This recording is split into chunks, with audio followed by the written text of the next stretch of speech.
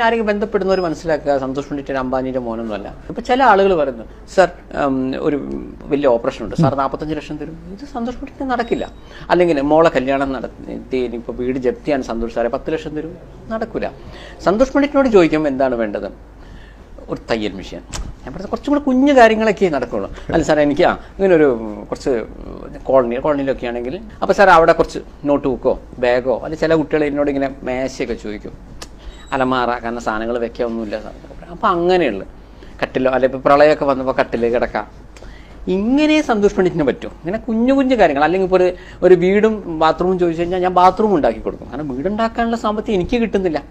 ശരി, ഇത് സന്തോഷ് പണ്ഡിറ്റ് ചാരിറ്റി ചെയ്യുന്നു എന്ന രീതിയിലല്ല. ആക്ച്വലി എനിക്ക് അങ്ങനെ ചാരിറ്റി ചെയ്തുകൊണ്ടിരിക്കണം എന്നൊന്നുമില്ല കേട്ടോ. എൻ്റെ അച്ഛൻ എന്നോട് പറഞ്ഞൊരു കാര്യമാണ്, നമുക്ക് എന്ത് കിട്ടുകയാണെങ്കിൽ ഒരു 10 ലക്ഷം രൂപ നിനക്ക് കിട്ടുകയാണെങ്കിൽ 5 ലക്ഷം നീ അടിച്ചു പൊളിച്ച് ജീവിച്ചോ. അല്ല അതല്ലെങ്കിൽ ബാങ്കിലിട്ടോ. 5 ലക്ഷം രൂപ